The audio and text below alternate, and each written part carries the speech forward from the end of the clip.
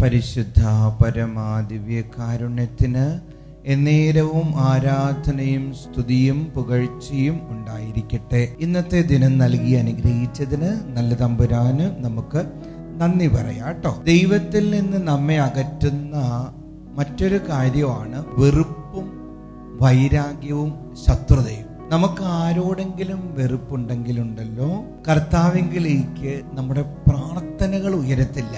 എന്നെ കേൾക്കുന്ന നിന്നോട് എനിക്ക് വെറുപ്പുണ്ടെങ്കിൽ ഇത് കണ്ടോ, കർത്താവിൻ്റെ കൃപ എന്നിലേക്കും വരത്തില്ല, നിന്നിലേക്കും വരത്തില്ല. ഒരു മറയായിട്ട് ഇതിങ്ങനെ നിൽക്കും.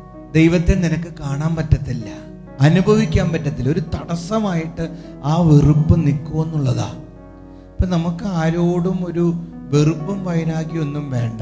ഒരിക്കല് ഒരു ചേച്ചി എന്ന് പറഞ്ഞൊരു ടീച്ചറാണ്, ഒരു 50കളിലൊക്കെ ആയിരിക്കും. അപ്പം അവർ പറയുമായിരുന്നു, അച്ഛാ എനിക്ക് എൻ്റെ അമ്മായിയമ്മയോട് ക്ഷമിക്കാനേ പറ്റുന്നില്ല. അപ്പം ഇവരുടെ ഒരു പ്രത്യേകത എന്ന് വെച്ചാൽ ഈ വെറുപ്പ് കാരണം ഉറക്ക ഗുളിക കഴിച്ചിട്ട് പോലും ഉറങ്ങാൻ പറ്റണില്ല. അവരുടെ കഥ കേട്ടാൽ നമുക്ക് സങ്കടം തോന്നും. അത്രമാത്രം ഈ അമ്മായിയമ്മ അവര് ഉപദ്രവിച്ചിട്ടുണ്ട്. അമ്മായിയമ്മ മരിച്ചുപോയി, പക്ഷെ എങ്കിലും അമ്മായിയമ്മയോടുള്ള വെറുപ്പിങ്ങനെ തലയിൽ നിറഞ്ഞിട്ടുണ്ടല്ലോ.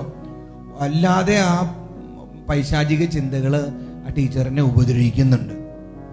അവസാനം എൻ്റെ കൂടെ ഈ താമസിച്ചുള്ള ധ്യാനത്തിൽ പങ്കെടുത്തു.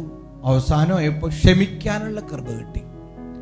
ക്ഷമിക്കാനുള്ള കൃപ കിട്ടിക്കഴിഞ്ഞിട്ട് ആരാധനയിൽ, ഡെലിവറൻസ് ആരാധനയിൽ അവർക്ക് ഭാഷാവരത്തിൽ സ്തുതിക്കാനുള്ള കൃപയും ഒരു സന്തോഷത്തോടെ ആത്മീയ ജീവിതം ആഘോഷമാക്കാനുള്ള കൃപയൊക്കെ കർത്താവ് നൽകി അനുഗ്രഹിച്ചു എന്നുള്ളതാ.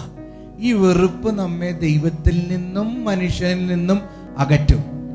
മനസ്സിൽ വെറുപ്പിൻ്റെ ചിന്തകൾ വരുമ്പോൾ നിങ്ങളുടെ മുഖം വികൃതമാവും. അതുകൊണ്ടല്ലേ ഈ കായേനോട് ദൈവം ചോദിക്കുന്നുണ്ട്, കായേൻ നിന്റെ മുഖം കറുത്തിരിക്കുന്നത് എന്തുകൊണ്ട്, വാടിയിരിക്കുന്നത് എന്തുകൊണ്ട്? നമ്മുടെ മുഖം, നമ്മുടെ ആ തേജസ്സൊക്കെ നഷ്ടപ്പെട്ടു പോകും വെറുപ്പുണ്ടെങ്കിലേ. കാരണം വെറുപ്പ് വന്നു കഴിയുമ്പോൾ നമ്മൾ സംസാരിക്കുന്നത് മുഴുവനും വെറുപ്പിൻ്റെ വാക്കുകളായിരിക്കും, ചിന്തിക്കുന്നത് മുഴുവനും വെറുപ്പിൻ്റെ ചിന്തകളായിരിക്കും. പിശാച് ഇങ്ങനെ നമ്മുടെ ആത്മാവിലും മനസ്സിലും ഒക്കെ നിറഞ്ഞുകൊണ്ടിരിക്കും.